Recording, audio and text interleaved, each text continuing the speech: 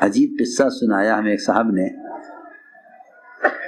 عجیب قصہ سنایا ایک صاحب نے، یورپ کے کسی ملک میں رہتے تھے،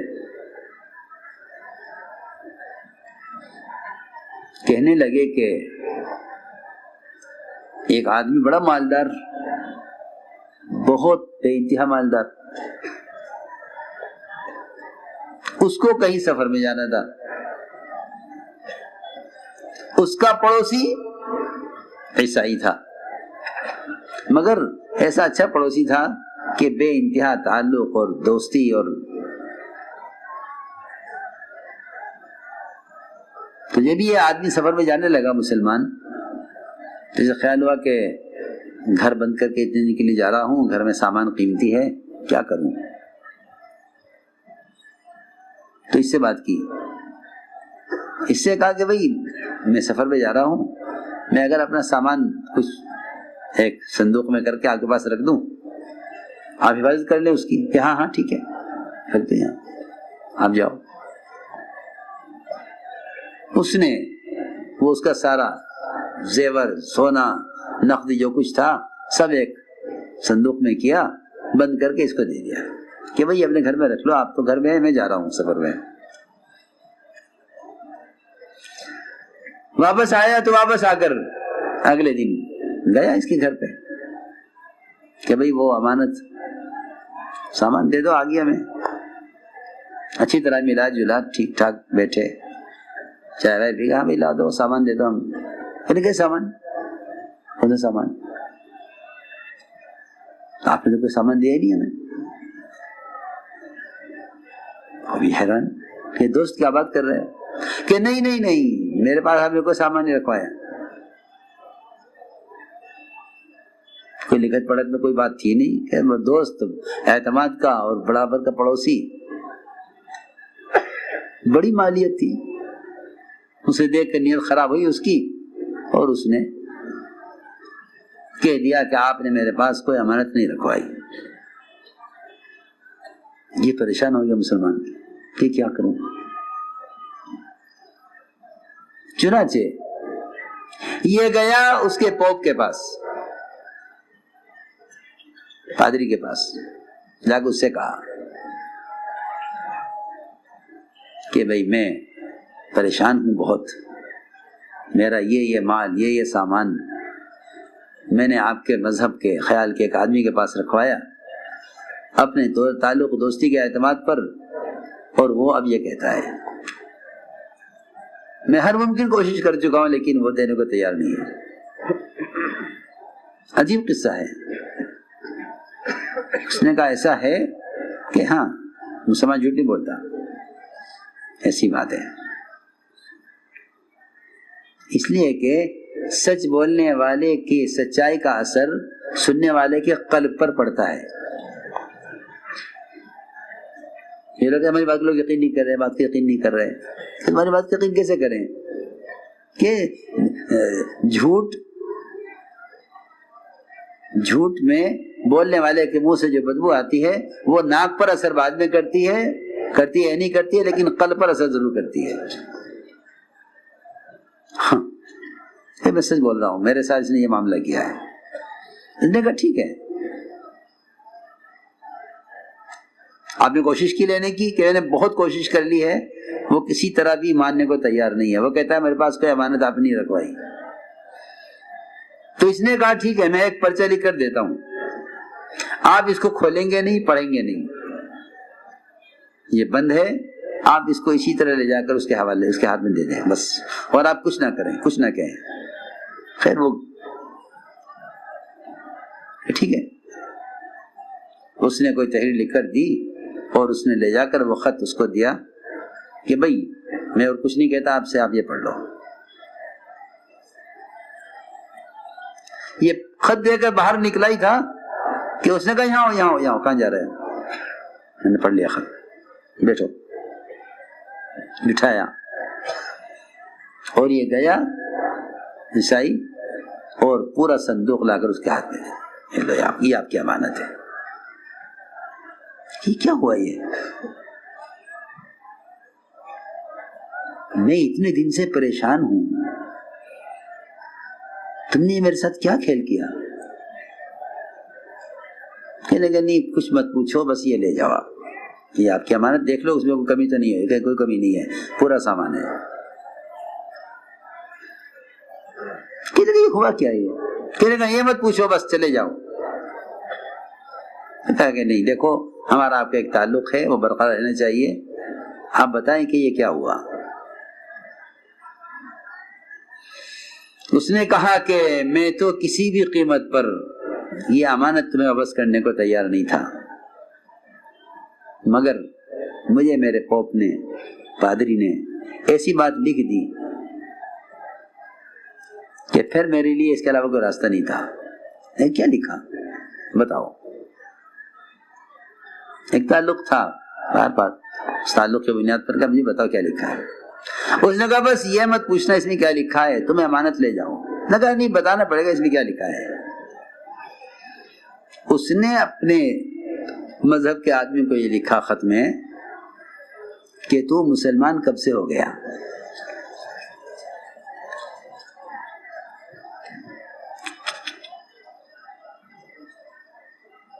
کیا لکھا؟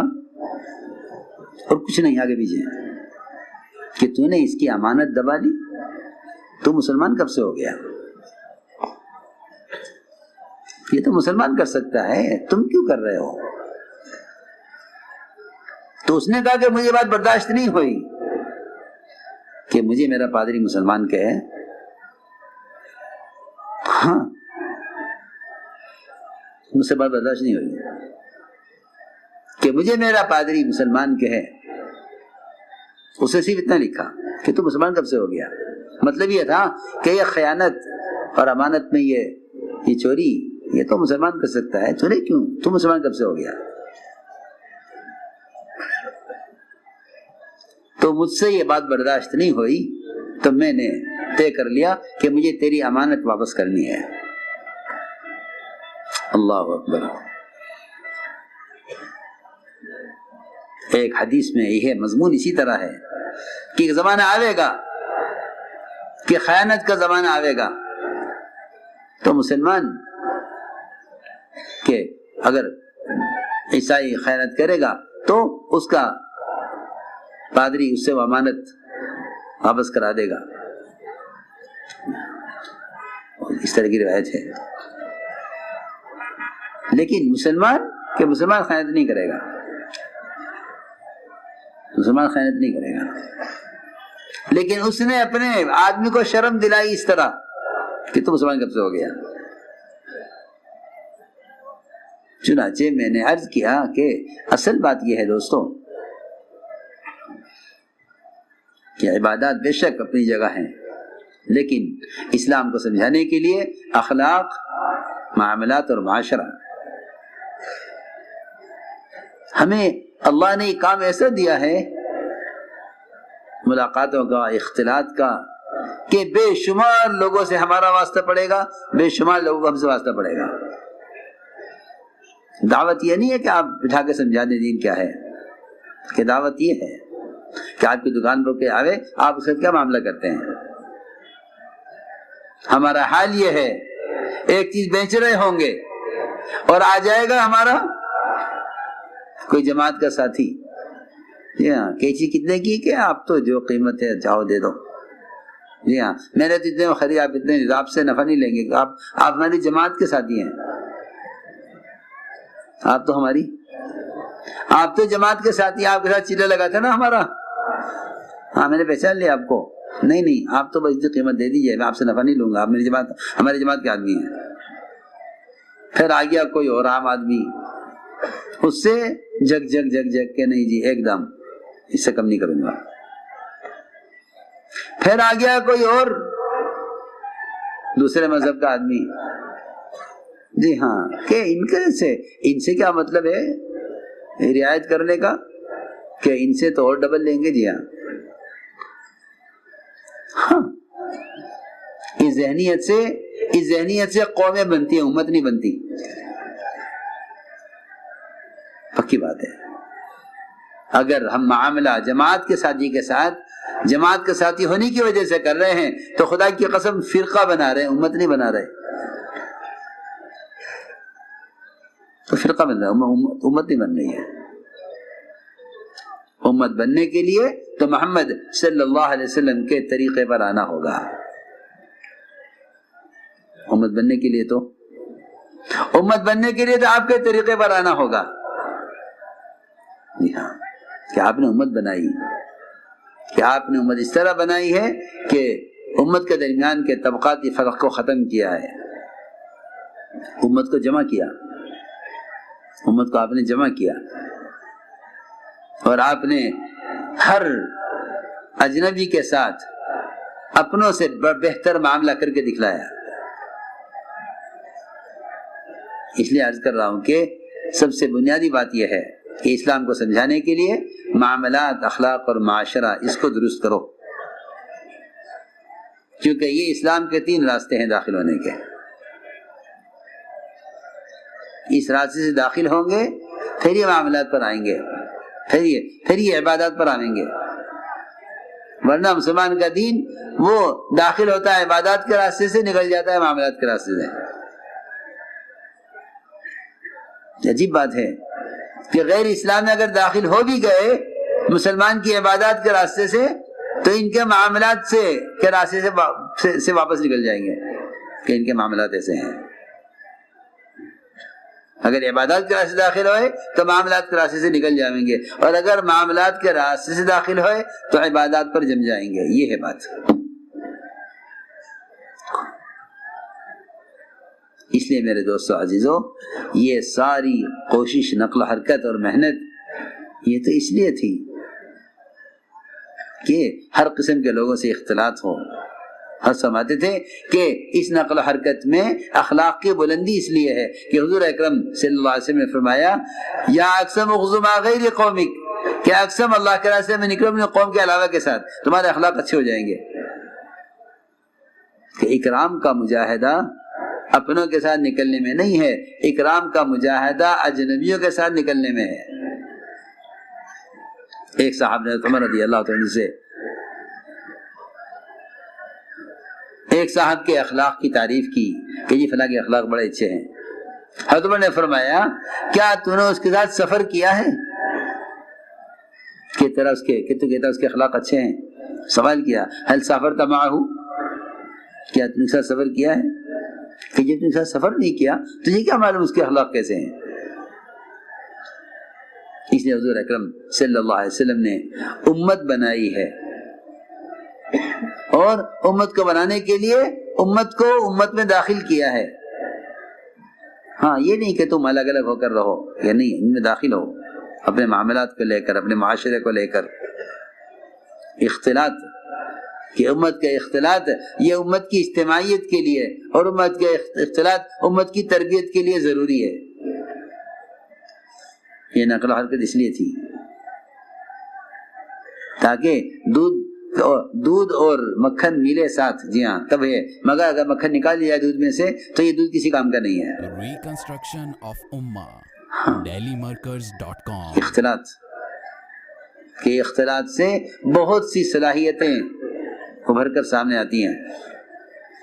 حضور اکرم صلی اللہ علیہ وسلم نے اپنی امت کو متحرک بنایا تھا کہ تم دین کو لے کر حرکت میں آؤ، تاکہ دین، معاملات، اخلاق اور معاشرہ اور عبادات تمہاری نقل و حرکت سے عملی طور پر زندہ ہوں. اس زمانے میں مسلمانوں نے سارے دین کا پھیلانا صرف کتابوں پر محمول کر لیا ہے کہ کتاب میں دین دیکھ لو. کہ نہیں، کتاب کا اسلام عملی اسلام نہیں ہے. کتاب کا اسلام عملی اسلام نہیں ہے. کتاب کا معاشرہ یہ عملی معاشرہ نہیں ہے. کیا آپ کتاب میں چھاپ کے بتائیں کہ معاشرہ کیسا ہونا چاہیے؟ بالکل نہیں. بلکہ صحابہ کرام نے ملکوں میں جا کر اپنی نقل و حرکت سے اخلاق اور احسان اور معاملات کا وہ عملی نمونہ پیش کیا ہے کہ ایک صحابی ایک ملک کی ہدایت کے لیے کافی ہوا، ایک صحابی ایک ملک کے لیے کافی ہو گیا. اس لیے میرے دوستو عزیزو، اصل چیز نقل و حرکت ہے، اصل نقل و حرکت ہے۔ کسی بھی ذریعے سے دین کا پیغام پہنچانا دعوت نہیں ہے، بلکہ خود عملی طور پر دین کی دعوت کو لے کر پھرنا دعوت ہے۔ جی ہاں، یہ جتنے اسباب اور ذرائع نشر و اشاعت کے ہیں، یہ اسلام کے پھیلنے کے ذرائع نہیں ہیں، بلکہ اسلام پھیلا ہے صحابہ کرام کے اسلام کو لے کر پھرنے سے۔ اسلام پھیلا ہے صحابہ کے اسلام کو لے کر پھرنے سے۔ عمل اسلام پیش کیا، عمل اسلام پیش کیا۔ اس لیے دعوت یہ عملی اسلام اور نقل و حرکت کا نام ہے۔ اس کام کا اصل مقصد یہ ہے کہ امت دین کو لے کر حرکت میں آئے، امت دین کو لے کر حرکت میں آئے۔ یہ اس کام کا اصل مقصد ہے، تاکہ ساری انسانیت کو، ساری دنیا کو وہ عملی اسلام پیش کیا جائے کہ یہ اسلام ہے۔ اس لیے میرے دوستو عزیزو، اس بات کا دل سے عزم کرو کہ انشاءاللہ ہم اس کام کو کام بنا کر کریں گے،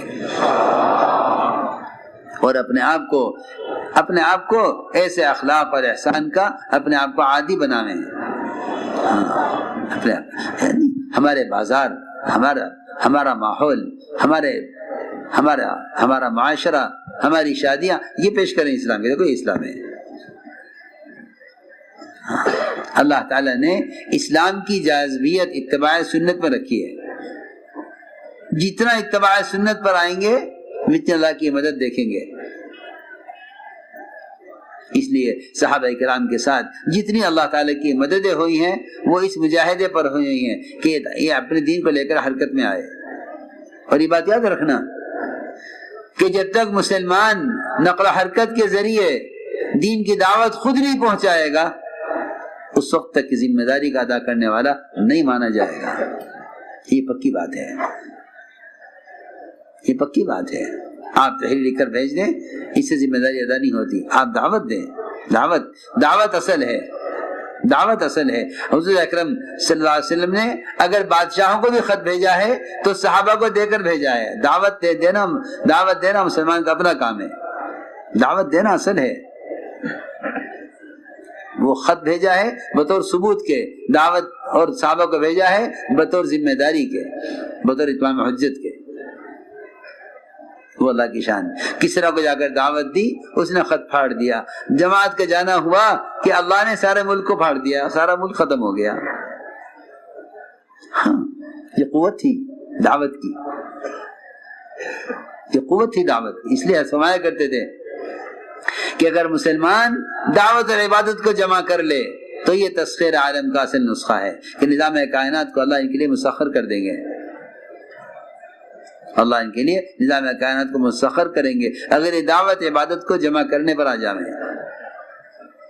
جتنے بھی صحابہ کرام کے ساتھ غیبی نصرتوں کے واقعات ہیں وہ سب خدا کی قسم دعوت عبادت کو جمع کرنے پر ہیں،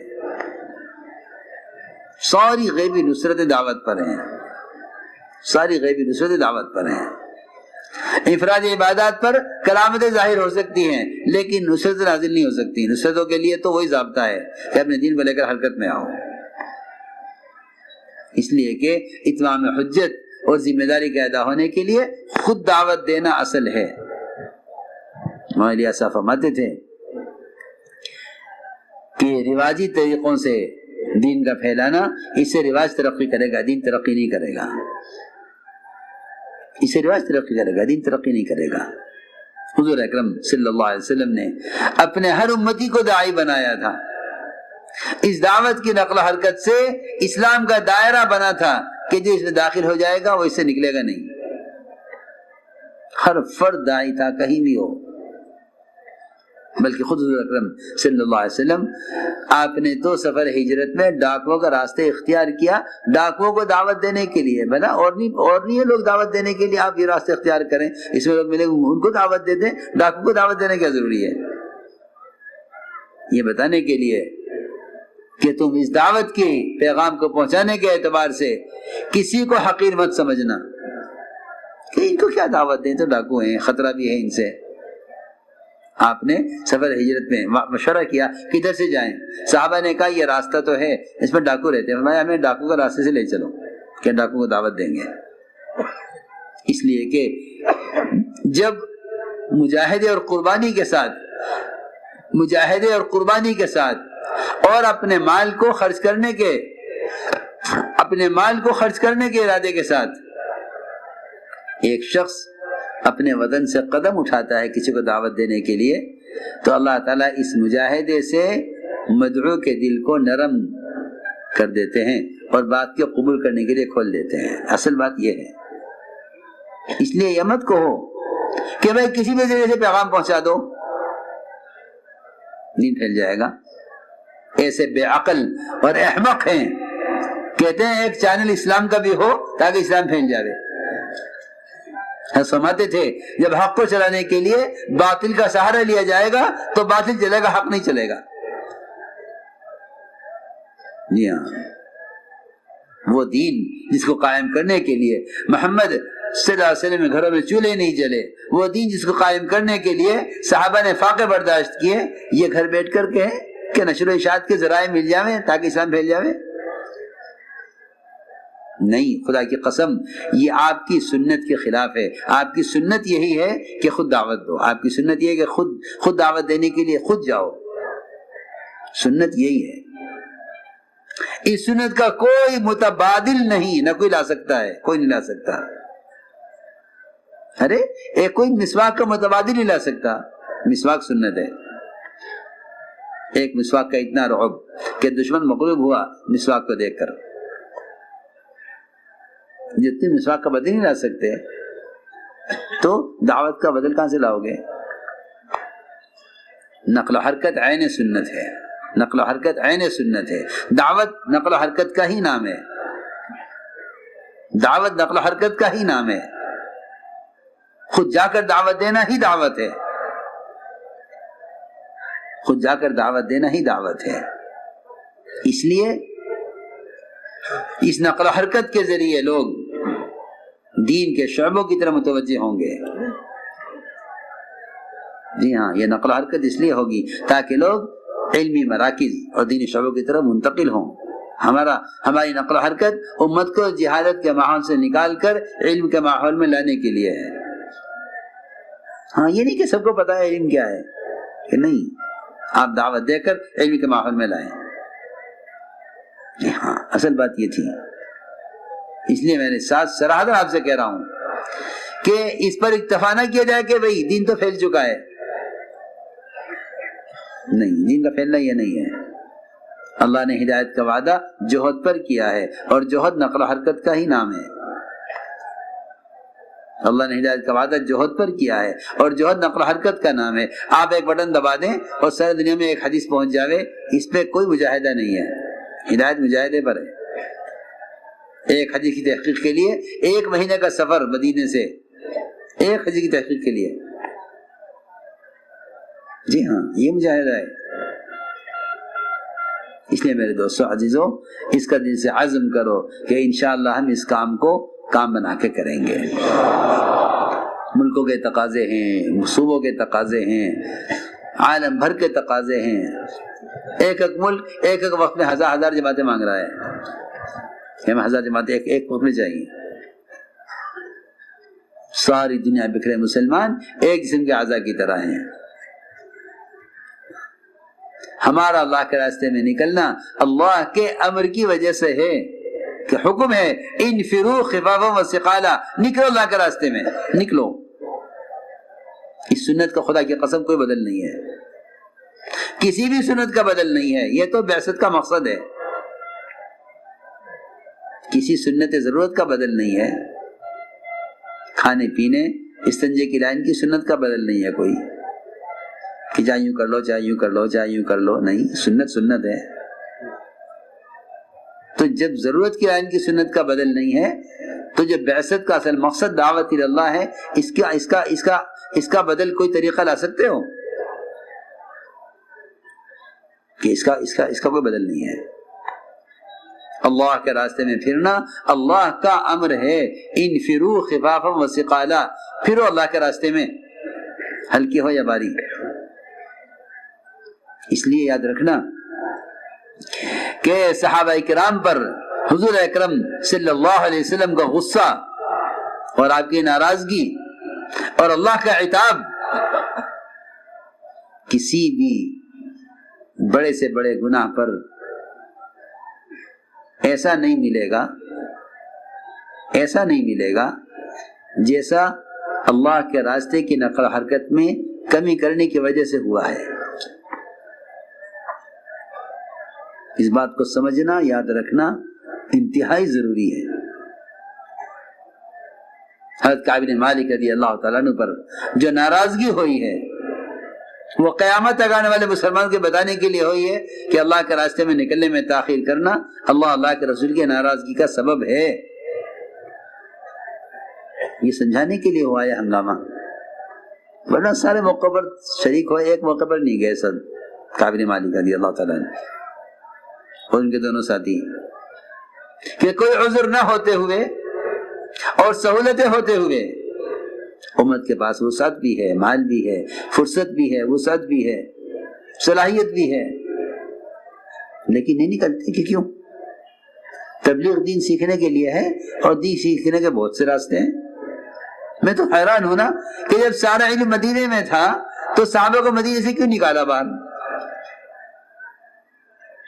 علم سارا مدینے میں تھا، اگر تبلیغ میں نکلنا دین سیکھنے کے لیے ہے، اگر تبلیغ میں نکلنا دین ہی سیکھنے کے لیے ہے تو دین تو سارا مدینے میں تھا، قرآن تو سارا یہاں نازل ہوا، احکام تو سارے یہاں نازل ہوئے، نماز کی تکمیل بھی یہاں ہوئی، سارے فرائض کی سارے احکام یہاں نازل ہوئے۔ ہاں مالیاسا کا ملفوظ ہے کہ اس راستے کی نقل و حرکت صرف کلمہ نماز سیکھنے کے لیے نہیں ہے، یہ تو اس کام کے لیے بات ہے کہ تبلیغ میں لگے کلمہ نماز درست ہو جاوے، بلکہ نقل و حرکت اس لیے کہ ساری امت اللہ کے فرائض پر جمع ہو، امت کو جا کر حرکت دینا، ان کو ان کے غفلت کے ماحول سے نکالنا اور محنت کر کے اجتماعی اعمال کا ماحول قائم کرنا، یہ تھی محنت، یہ محنت ہے۔ تبلیغ کوئی دین سیکھنے کا مدرسہ نہیں ہے کہ میں اس میں داخل لے لوں پھر سے چھٹی لے لوں پھر فارغ ہو جاؤں۔ دین سیکھنے کے لیے مدارس ہیں، پڑھو فارغ ہو جاؤ۔ دین قائم کرنے کے لیے دعوت ہے جس کا سلسلہ موت تک چلے گا۔ یہ تو مولوی ایسا کی باتیں ہیں، آپ دیکھیں نا، مفسد پڑھیں تو لوگ یہ سمجھتے ہیں کہ تبلیغ والوں کو دین سیکھنے کے لیے پھر اپنی زندگی دینی گزارو، بس چھٹی کرو۔ مولانا صاحب فرماتے تھے کہ تبلیغ میں لگتے ہیں کام اور دین سیکھتے ہیں، گھر بیٹھ جاتے ہیں کہ ہم نے سیکھ لیا، ہم فارغ ہو گئے مدرسے سے۔ نہیں، ایسا نہیں ہے، بلکہ یہ مجموعہ کام کرنے والوں کا۔ اگر میں کہتا ہوں ایک ایک فرد کو ایک ایک فرد پر تقسیم کر دیا جائے دنیا میں تو کیا یہ کافی ہو جائیں گے؟ ایک آدمی کلمہ سیکھ لاوے کہ نہیں، یہ مجموعہ کافی نہیں ہے، امت بہت بڑی ہے، بے شمار مسلمان ہیں جنہیں کوئی کلمے کا الفاظ بٹھا کر درست کرنے